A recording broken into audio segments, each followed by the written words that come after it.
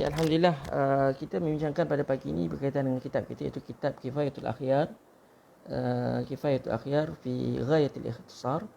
Dan topik yang kita akan bincangkan berkaitan dengan wajibnya mandi. So yang selepas kita dah bincang pada 3 perkara yang melibatkan lelaki dengan perempuan, iaitu bertemunya keluar air mani, bertemu 2 khitan, dan juga kematian. Kematian. Dan pagi ni kita sambung lagi berkaitan dengan 3 lagi, iaitu khusus untuk perempuan, iaitu haid. Haid kita telah sebut dalam ayat Allah Subhanahu Wa Taala bahawa haid adalah perkara yang menyebabkan seorang perempuan itu wajib mandi. Dia kata lelaki tak datang haid ni, perempuan yang datang haid. Kalau lelaki datang period tu, walaupun rupanya lelaki, badannya lelaki tapi datang period, maka dia adalah perempuan. Mungkin sebab dia dah tukar jantina ke apa ke, wallahu alam. Tetapi dia tetap dipanggil perempuan. Kalau datang period sekalipun. Jadi dalam ayat Allah Subhanahu Wa Taala kita katakan period itu khas untuk orang perempuan. Mungkin ada bisa katalah khusus untuk orang lelaki yang ataupun kita panggil dia yang dipanggil apa istilahnya, khunsa, dipanggil khunsa muskil. Dipanggil khunsa muskil. Khunsa muskil ni dalam ayat Allah dia ada 2 alat. Dia ada alat lelaki, dia ada alat perempuan.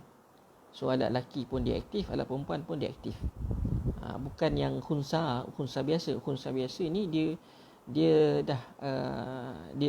ada still lagi 2 alat, tetapi dia lebih aktif salah satu daripada 2. Makanya menurut Allah Subhanahu Wa Taala dia boleh mengambil keputusan untuk buang salah satu apabila telah jelas mana satu yang apa kita kata terang untuk dia, ataupun mana satu yang dia boleh pilih lah mana satu jika telah jelas padanya salah satu daripada 2 benda tadi. Itu untuk orang yang khunsa. Dia ada khunsa muskil ni, dia tak boleh nak pilih sebab dua-dua aktif. Dua-dua sama-sama kita kata aktif. Alat lelaki pun aktif, alat perempuan pun aktif. Ya katakan. Ada. Jadi period ni nama orang perempuan bila datang period dia katakan tak perlu solat. Tak perlu solat. Maka dia bila tak perlu solat, nama Allah Subhanahu Wa Taala bila tak perlu solat, bila pula dia boleh solat Ustaz? Apabila selesai sahaja periodnya, mengikut kadar dia lah. Mengikut kadar yang takdir dia lah. Kita kata kadar ni mengikut dia punya tempoh period yang biasa. Sebab orang perempuan ni dia ada 3 kategori. Yang pertama dia panggil mubtada'ah. Yang pertama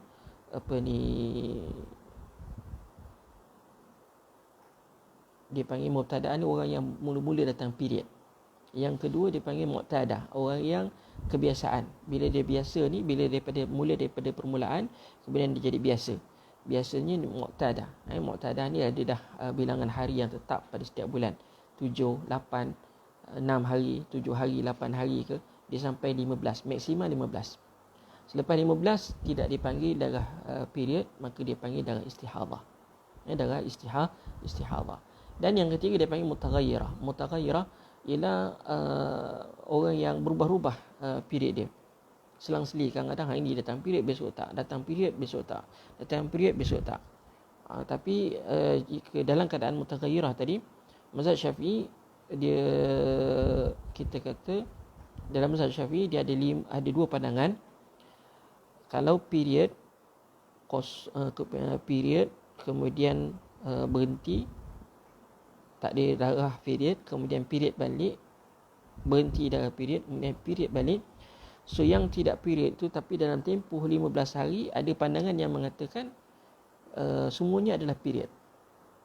Ada yang pandangan mengatakan tidak, yang kalau tak period lah. Kalau period lah. Itu pandangan-pandangan yang ada disebut dalam mazhab Syafi'i. Tapi jaranglah orang yang berdepan dengan masalah mutaghayyirah ni. Tapi ada katakan. Tapi ada. Taib. Yang kedua yang orang perempuan, perkara yang menyebabkan orang perempuan wajib mandi ialah melahirkan anak. Melahirkan anak. Melahirkan anak ni ada 2 sebab yang disebut oleh para ulama. yang disebut oleh para ulama. Yang pertama sekali ialah dia kata keluarnya bayi ni umpama darah keluar. Darah keluar. Kalau darah ni memang kita kata sebelum ni perkara-perkara yang batalkan wudu ialah darah, katakan. Darah. Maka diumpamakan keluarnya bayi tadi macam keluarnya darah. Seperti dikiaskan masalah tidur. Di kaedahnya mazinnah, kebarangkalian tu. Ataupun mazinnah. Wallahu a'lam. Dikiaskan keluarnya bayi tu macam keluarnya darah. Tapi pandangan yang kedua iaitu jumhur ulama. Jumhur ulama meletakkan bahawa keluarnya bayi tadi umpama air mani yang keluar.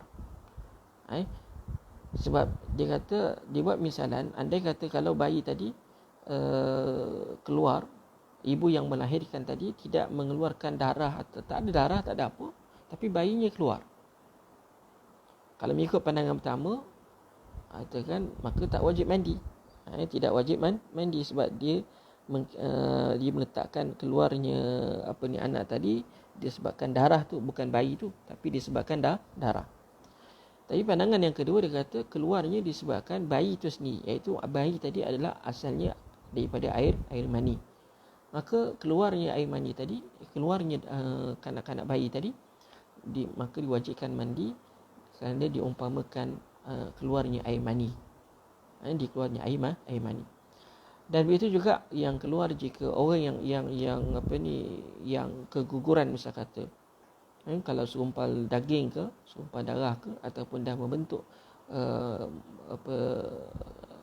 manusia, ataupun dah ada bentuk nama Allah, tapi keguguran, anak tadi keluar saja, maka telah wajib mandi. Telah wajib mandi. Kemudian nama Allah Subhanahu Wa Taala di sini kalau kita lihat, hari ini kita kata kelahiran anak itu boleh dilakukan melalui operation.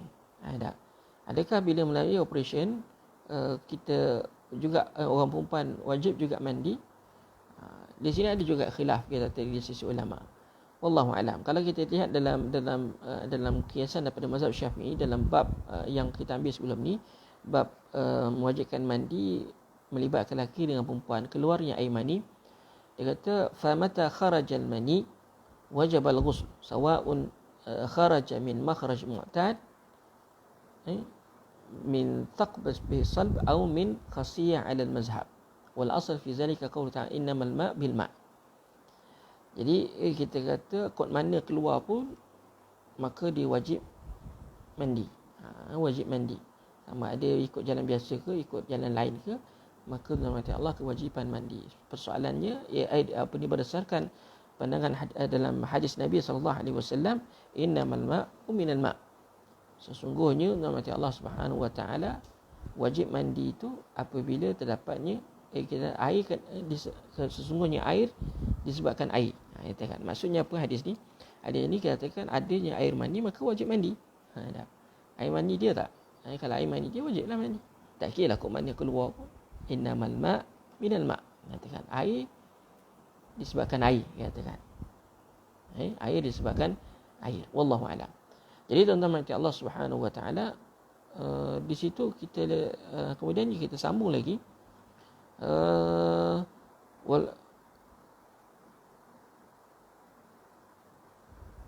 Waqala wa fara'idul ghusl salasa.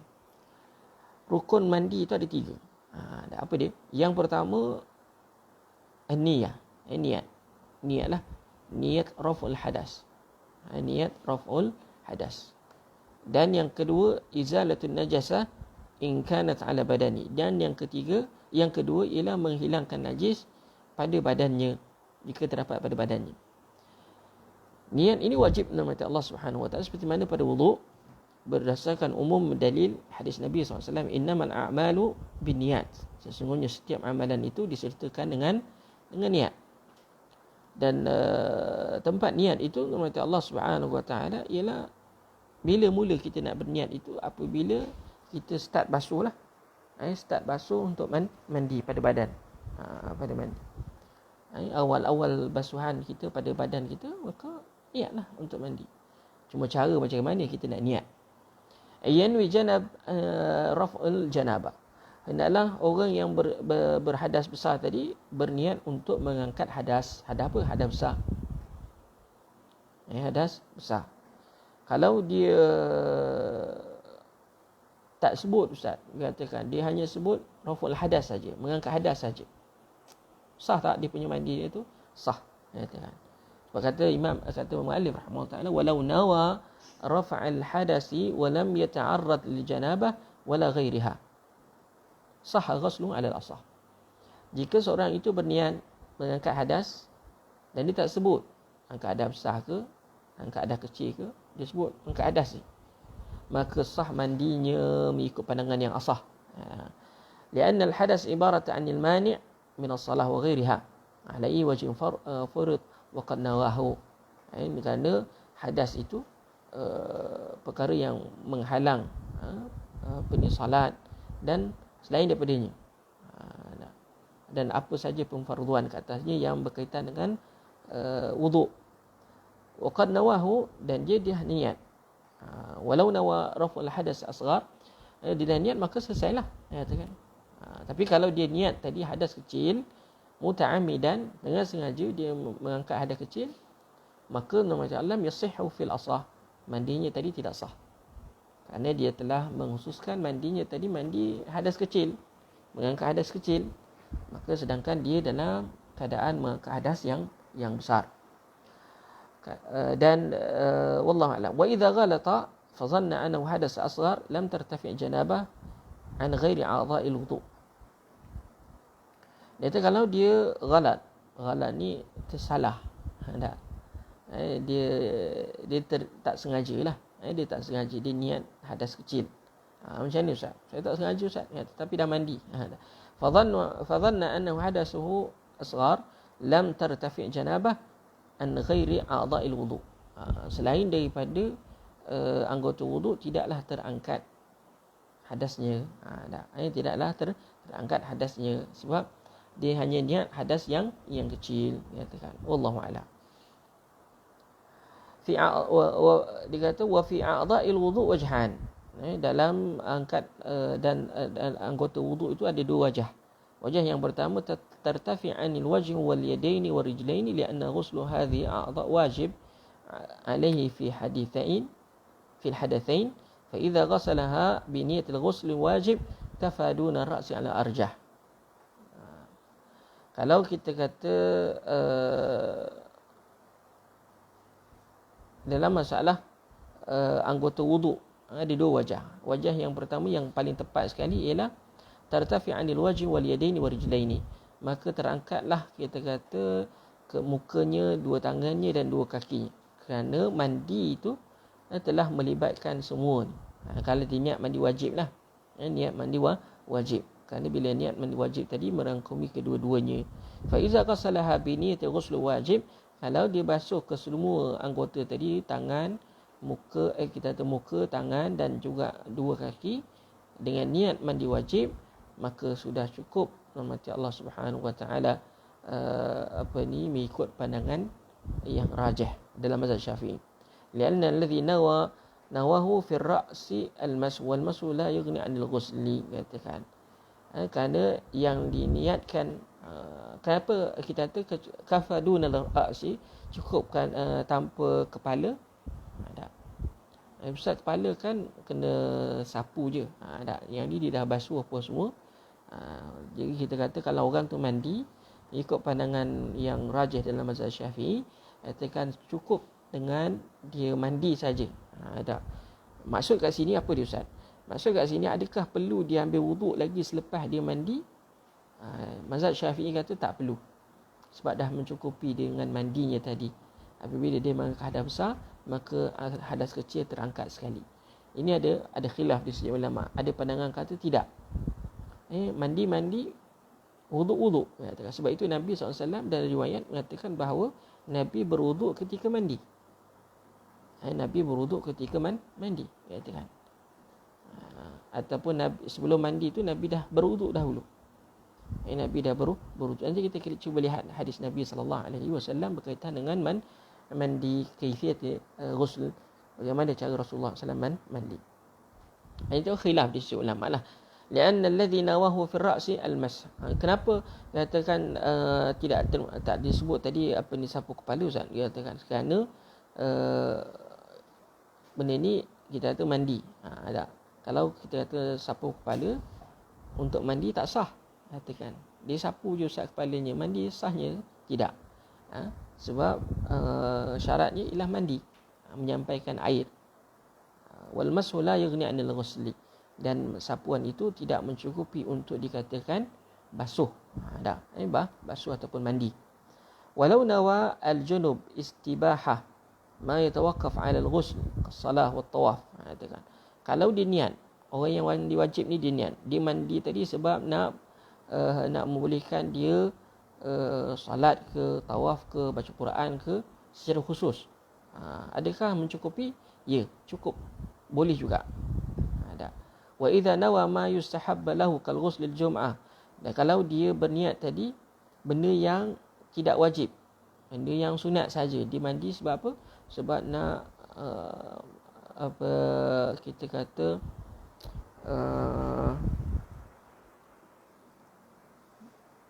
kalau misal kata dia kata wa idza nawa ma yustahabbu lahu ka ghusl jum'ah wa nahwi. Kalau dia niat mandi itu mandi sunat. Mandi tu mandi sunat sahaja. Pagi sembahyang subuh, malam kita kata malam tadi contohnya malam malam tadi melakukan hubungan pagi tu dia mandi niat sembahyang mandi untuk mandi sunat Jumaat atau mandi Jumaat, maka tidak sah. Sebab mandi Jumaat adalah sunat. Mandi Jumaat adalah sunat, sedangkan dia dalam keadaan berhadas besar, katakan. Maka sebab tu kata ulama lam yujzi'hu, maka tidak sah untuk mandi wajibnya, li'annahu lam yanwi amran wajibah, kerana dia tidak niat untuk perkara yang wajib. Kemudian firman Allah Subhanahu wa taala, walau nawa al-ghuslu al-mafrud atau faridatul ghusl ajza'ahu qat'an. Kalau dia niat aku nak mandi wajib je, tak, aku nak mandi wajib, dia tak ada niat mengangkat hadas ke apa ke, tak ada. Dia niat aku nak mandi wajib je. Sah tak? Sah. Sah, cukup. Tak. Wa tanwil haid raf' hadas haid walau nawar raf' al-janabah muta'ammid dalam misl.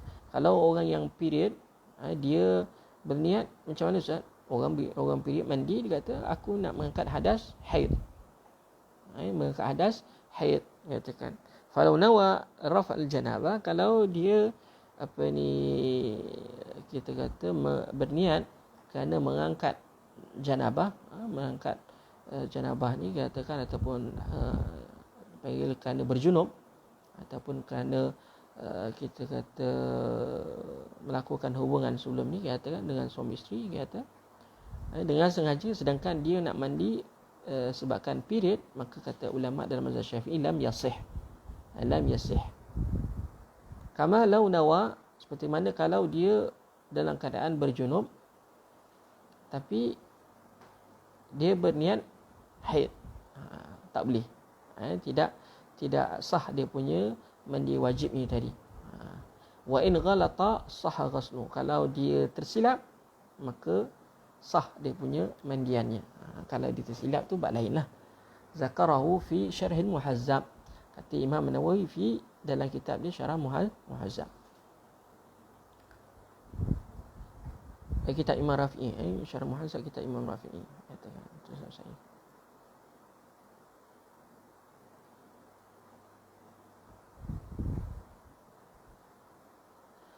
Tapi ada pandangan juga dalam mazhab Syafi'i, dia kata zahiru annahu law nawa ar-rajul al-junub raf'ul hadas, orang lelaki yang dalam keadaan berjunub kemudian dia tiba-tiba dia niat angkat hadas haid, maka tak sah lah. Itu lelaki tapi dia mengangkat hadas haid. Ikut ada pandangan satu lagi, dia kata la yasli annahu la yatasawwar minhu al-ghalat. Kenapa? Sebab orang lelaki tak, kalau orang lelaki nak niat angkat hadas period, katakan ada. Tapi orang perempuan mungkin possibility, katakan. Tak. Wa huwa ma'tamadahu Ibn Hajar wa khalafu Ramli wa Khatib. Itu yang dipegang oleh Imam Ibn Hajar Al-Asqalani. Adapun Imam Ramli dan juga Imam Khatib bersalahan dengannya. Hatta Imam Ramli dengan Imam Khatib Al-Baghdadi maknanya dia tetap mengatakan bahawa sama ada lelaki ke atau perempuan, kalau tersalah, tersilap dalam niat, mengatakan mandi wajib ni tadi, dia dalam keadaan mandi wajib sebab janabah, tapi kemudiannya dia berniat haid, lelaki ke perempuan ke, maka dia anggap sah disebabkan kesilapannya tadi, dengan syarat dia memang niat mandi yang wajib, katakan. Wallahu a'lam. Okey. Seterusnya, wa tanwi an-nufasa raful hadasin nifas, dan juga nama Allah orang yang orang yang melahirkan anak tadi nifas, katakan. Raful hadas an-nifas, mengangkat hadas kerana darah nifas, katakan. Melahirkan anak ataupun nifas tadi, maka dia niatkan begitulah. Walau nawa raful hadas haid, qala ibn Rif'ah la yasih, kalau dia berniat hadas haid tidaklah sah. Waqala Asnawi, waqala Isna'i, dia kata yang bagi an yasih. Kata Isna'i, kalau Isna'i kata sah. Itu pandangan yang adil lah. Wallahu a'lam. Conclusionnya, rumusannya, dia niatlah apa yang hadas apa yang dia berdepan dengannya. Dia cukup menghormati Allah Subhanahu. Kalau misal kata Ustaz, dia ada nak mudah macam mana? Nak mudah menghormati Allah Subhanahu wa taala, dia niat raf'ul hadasil akbar. Aku nak mandi, nak mengangkat hadas besar. Hadas yang besar. So hadasil akbar tu dia semualah masuk. Mandi wajib sebab jambah ke, nifas ke, wiladah ke, ataupun macam Allah haid ke, semua termasuk. Dah senang katakan raf'ul hadasil akbar, mengangkat hadas yang besar. Tapi kalau dia nak khususkan mengangkat hadas haid, hadas period, hadas nifas, hadas wiladah, tak apa, tak ada masalah. Benda tu harus, cuma kadang-kadang takut tersilap je. Okey. Kemudian nama Allah Subhanahu wa taala, wa'lam, ada taqdim izalatin najasa, menghilangkan najis itu dianggap sebagai rukun ataupun syarat dalam sahnya mandi itu. Kalau terdapat pada badannya, maka faghuslu badanihi bi niyyati raf'il hadas wa izalatin najas. Maka dia kena dia berniat dalam hati untuk mandi wajib dan juga menghilangkan najis. Tahuru 'anil najis wa hal tartafi hadasu aidan fi khilaf. Kenapa Ustaz dalam masalah ini ada khilaf? Kita kata ada sebab dia niat dua benda dalam satu perbuatan. Dia niat dua dalam satu perbuatan, menghilangkan najis dan juga mengangkat hadas. Maka kata ulama, najis ni sucilah, tetapi persoalannya hal yartafi al-hadas wa aidan, adakah dia terangkat juga hadasnya tadi, hadas besarnya, fi khilaf. Ada khilaf. Ar-rajih di sisi Imam Rafi'i rahimahullah taala, annahu la yartafi hadasu. Mengikut pandangan Imam Ar-Rafi'i, hadasnya tadi tidak terangkat.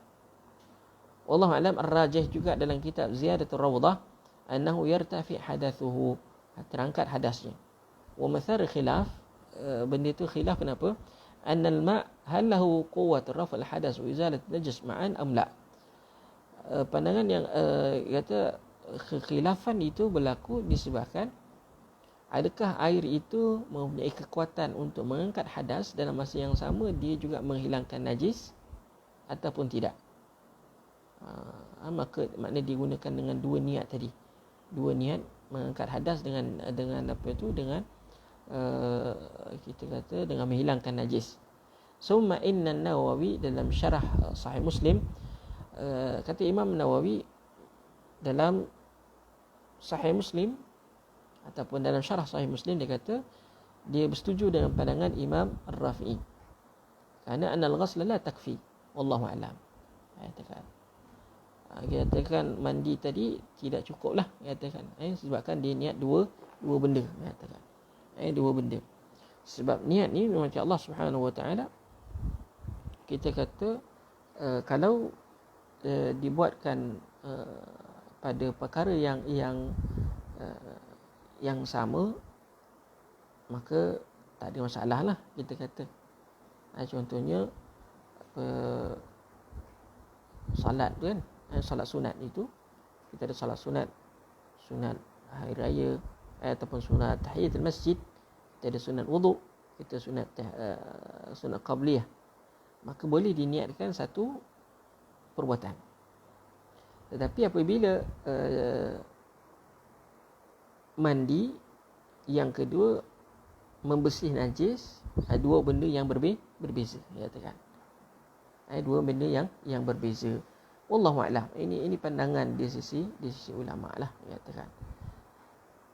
Qala wa isalul ma' ila usul asy-sya'ri wal bashara. Kata muallif rahimahullah taala, kata Imam Syuja', dan menyampaikan air pada seluruh rambutnya dan kulitnya. Dalam bab berikutnya, dalam perkara yang ketiganya ialah menyampaikan air tadi pada seluruh rambutnya dan kulitnya.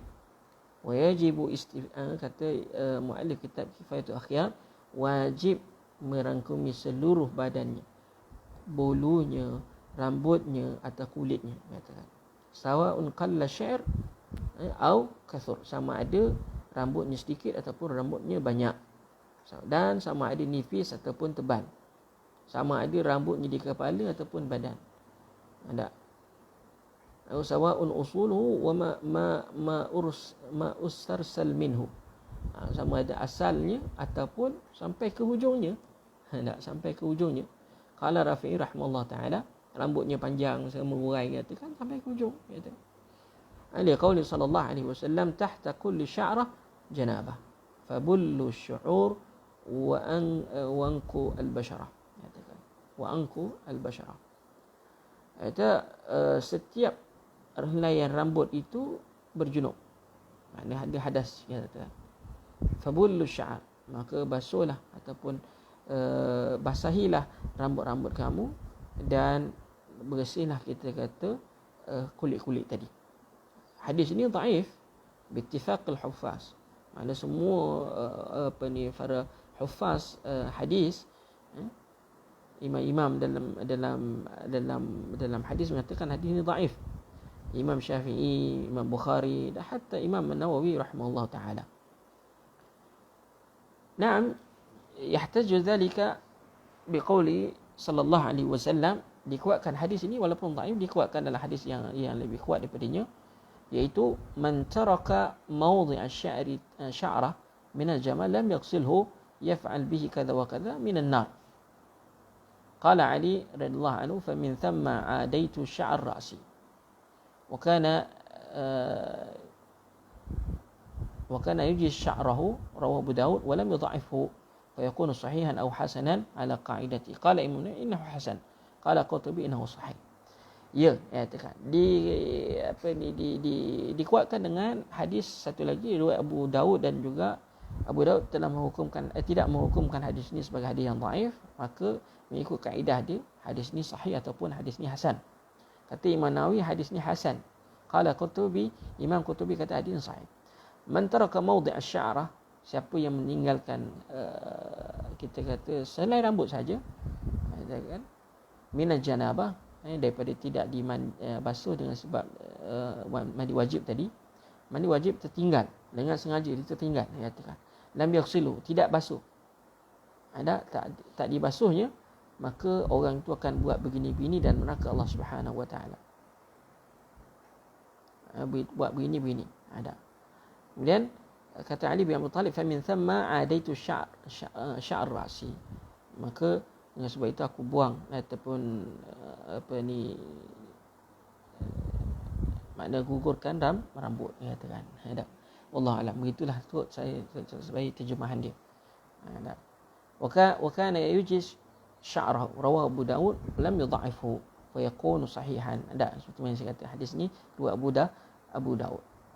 Kemudian membaca wa'lam annahu yajibu naqdhu dhafair in lam yasil ma' ila batniha illa bin naqd wa la yajibu in wasal. Wajib namati Allah Subhanahu wa taala kita kata memotong kuku-kuku jika airnya tidak sampai, katakan, ia pada balik-balik belakang, katakan. Maka kena potonglah kuku tu. Potong kuku tu. Dan kuku tu tak payah dibasuh, katakan. Kalau dah apa ni, kita kata telah tercabut, telah terurai daripada badan kita, maka tak wajib dibasuh dah. Begitu juga rambut-rambut orang perempuan, jika dah terlerai daripada badannya, maka tak perlu dibasuh. Tak perlu dibasuh. Tak perlu dimandikan ke tak perlu dibasuh, tak perlu. Sebab dia dah tak ada kaitan dah, katakan. Ada. Kalau tak nak potong kukunya, Ustaz, saya tak nak potong kuku. Ustaz, dia katakan. Maka pastikan airnya tadi masuk di bawah celah kuku. Pastikan air ni masuk celah kuku tadi. Wallahu alam. Kalau tidak dibasuh, maka mandi wajibnya tadi tidak sempurnalah, katakan. Kerana terdapatnya bahagian-bahagian yang tidak terkena air yang bersih tadi. Ada. Sebab kita dah sebutkan hadis tadi, man taraka mawdhi' asy-sya'rah min janabah lam yaghsilhu. Kalau seorang itu meninggalkan dengan sengaja satu sikit je, macam seumpama selai rambut je, dia tak basuh, dengan sengaja dia tinggalkan, lam yaghsilhu, dia tak basuh, maka yuf'al bihi kadza, orang itu akan dilakukan sembunyi-sembunyi di dalam neraka Allah Subhanahu wa taala. Wa ni'azbillah min zalik. Wala yajib, kalau kita kata boleh sampai air kepada balik kukunya tadi, maka tak adalah perlu dia potong kukunya tadi. Wallahu a'lam. Hadis Ummu Salamah wa fi sahih Muslim, qultu ya Rasulullah inni, ni dikhususkan untuk orang perempuan yang rambut ni tebal, dia katakan, ya Rasulullah inni imra'atun ashaddu dhafrin ra'si.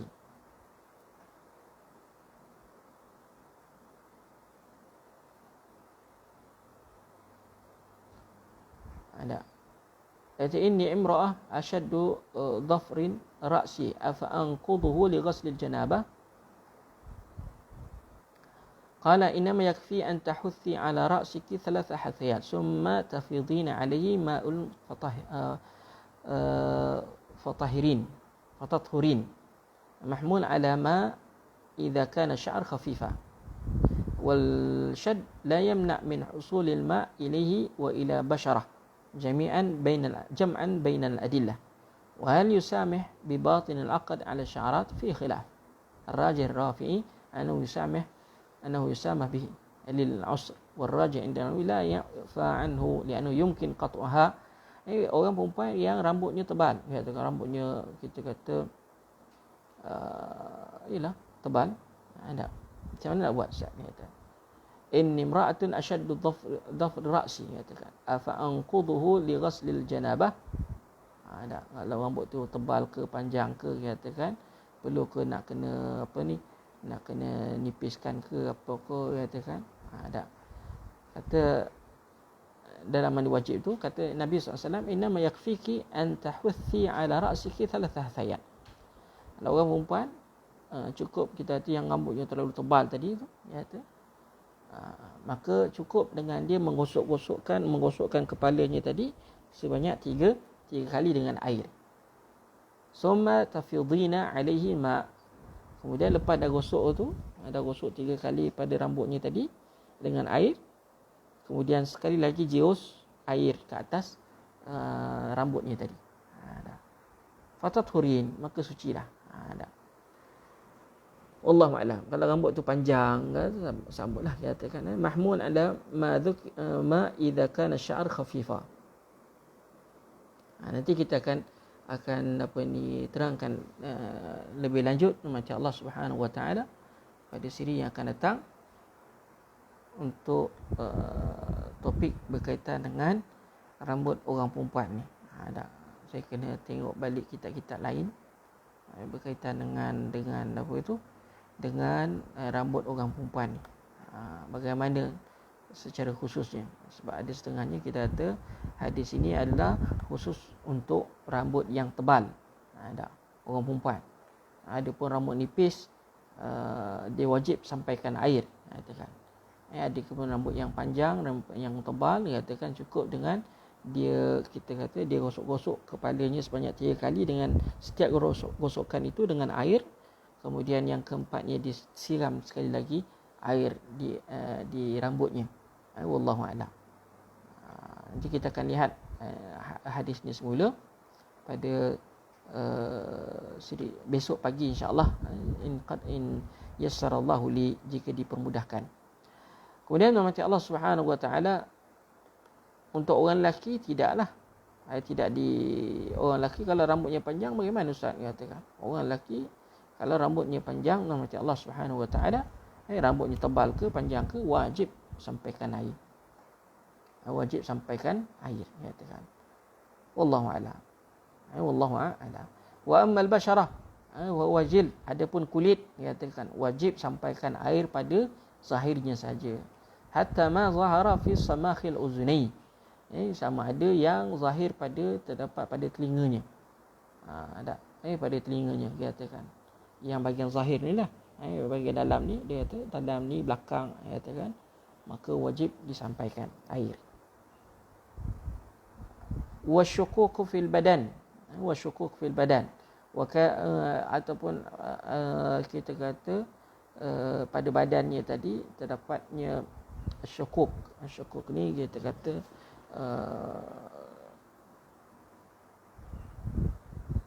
bekas-bekas, mungkin kita kata sebab luka ke atau sebagainya, wajib dibasuh juga, katakan.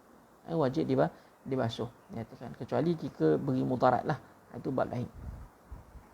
وكذا يجب غسل ما تحت قلفة من الأقلف وكذا ما ظهر من عنف المجدوع وكذا ما يبدو من ثيب إذا قعدت لقضاء الحاجة على الراجح ولا تجب من مضى ولا استنشاق في الأصح.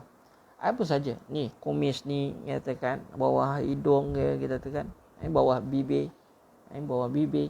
kita kata di bahagian kemaluan, kalau kita duduk tadi, punggung kita, kalau punggung kita masa kita duduk tu, yang mana yang boleh zahir ketika kita duduk, wajib dibasuh. Duduk kita cangkung nak berak tu kan, katakan nak berak, maka bahagian-bahagian yang boleh zahir itu, maka wajib dibasuh, katakan, mengikut pandangan yang rajih. Tapi untuk berkumur, masukkan air ke hidung tidak wajib. Dia termasuk dalam perkara-perkara yang tidak diwajibkan. Wallahu a'lam bissawab. Insya-Allah kita sambung lagi besok, tuan-tuan mati Allah, pagi besok. Seterusnya disunatkan, ada 5 perkara yang disunatkan ketika mandi wajib ni. Wallahu ta'ala a'lam. Jadi setakat itu saja pagi ini. Syukran, jazakumullah khair. Subhanakallahumma bihamdika asyhadu an la ilaha illa anta wa astaghfiruka wa atubu ilaik. Assalamualaikum warahmatullahi wabarakatuh.